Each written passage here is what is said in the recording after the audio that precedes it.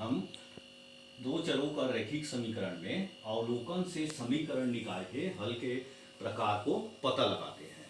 तो जैसे हम ग्राफ में प्रदर्शित करते हैं दो रेखाएं, तो वो दो रेखाएं जो है या समांतर होगी या जो है एक दूसरे को प्रतिच्छेदित भी कर सकती है या एक दूसरे के ऊपर ओवरलैप या संपाती भी हो सकती है। तो इसके लिए हमें दो चरों का मतलब चरों या अचर संख्याओं के गुणांकों के बीच में संबंध स्थापित करना होगा। मान लीजिए आपके सामने एक उदाहरण लेते हैं, 2x धन 5y बराबर 9, 3x धन 4y बराबर 6। यहाँ पे देखें, ये जो x का गुणांक है यहाँ पे 2 है, इसे हम a1 मान लेते हैं। x का गुणांक यहाँ पे 3 है, यहाँ पे आप देख रहे हैं यहाँ पे a1 a2 और जो है यहाँ पे b1 y का गुणांक और ये 4 जो है b2 और ये जो है अचर संख्या c1 और c2। इसे हम इस प्रकार से, और जो स्टैंडर्ड समीकरण है a1x धन b1y बराबर c1, a2x धन b2y बराबर c2। इस प्रकार से हम इसके कुछ विशेष हल निकालते हैं, जिसमें से हम पहले जो है शर्त लिखते हैं, दूसरे में जो है रेखाएं, हल क्या होगा, और तीसरा जो है ज्यामितीय अर्थ। ये 3 कंडीशन में हम आज बात करेंगे और ये जो हमारे पास समीकरण है उसके आधार पे शर्त ये है कि मान लीजिए a1 बटा a2 बराबर b1 बटा b2, ये दोनों बराबर नहीं है। उस कंडीशन में हल को हम बोलते हैं अद्वितीय हल। अद्वितीय हल मतलब यहाँ पे x और y का मान आगे हल करने पर निकल सकता है। ज्यामिति अगर अर्थ देखें तो दोनों रेखाएं प्रतिच्छेद करेगी और इसी के आगे a1 बटा a2 बराबर b1 बटा b2 बराबर नहीं है c1 बटा c2, तो यहाँ पे इसका कोई हल नहीं होगा। इस कंडीशन में जो ज्यामितीय अर्थ है वो है दोनों रेखाएं समांतर होंगी।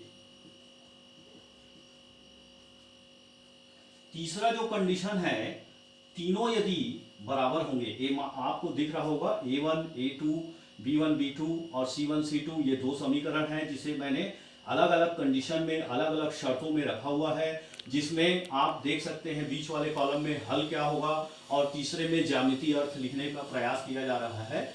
और तीसरे कंडीशन में तीनों बराबर होंगी, x y के गुणांक और अचर राशियां, तो इससे हम अनंतः अनेक हल प्राप्त होते हैं और इसमें जो रेखाएं हैं वो संपाती होंगी, संपाती रेखाएं। अब इससे संबंधित एक छोटा सा उदाहरण मान लीजिए देखते हैं आगे, तो जिसमें से हम 2x धन 3y बराबर 8, 2x धन 3y बराबर 8, 3x धन 4y बराबर 10। अब यहां पे आप देख सकते हैं कि a1 का मान कितना है 2, a2 का मान कितना है 3 और b1 का मान 3। a1 बराबर यहाँ पे अलग से आप लिख लीजिए, a1 बराबर 2, a2 बराबर 3, b1 बराबर 3, b2 बराबर 4, c1 बराबर 8 और c2 बराबर 10। तो जो पहला कंडीशन है a1 बटा a2, चूंकि a1 बटा a2 बराबर नहीं है b1 बटा b2, अर्थात 2 बटा 3 बराबर नहीं है 3 बटा 4, इस प्रकार हम ये कह सकते हैं कि ये अद्वितीय हल होगा। इसी क्रम में और आगे बढ़ते हुए और दूसरे हल को उदाहरण की सहायता से देखते हैं। 2x धन 3y बराबर 8 और चूंकि यहाँ पे 2 बराबर है, 4x धन 6y बराबर 9 मान लीजिए। तो यहाँ पे a1 जो है आपके पास 2 है, a2 जो है 4 है B1 बराबर 3, B2 बराबर 6, C1 बराबर 8, C2 बराबर 9। चूंकि जो दूसरा कंडीशन है कोई हल नहीं होगा, उसमें आप रखें A1 बटा A2 बराबर B1 बटा B2 और नहीं है बराबर नहीं है C1 बटा C2।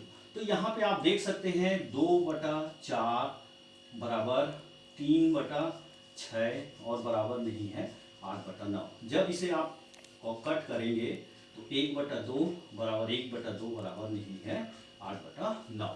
इस तरीके से आप दोनों कंडीशन को आप देख सकते हैं, जिससे हमें कोई हल नहीं के लिए दोनों रेखाएं समांतर होंगी और जो है जो अद्वितीय हल है उसके लिए दोनों रेखाएं प्रतिच्छेद करेगी।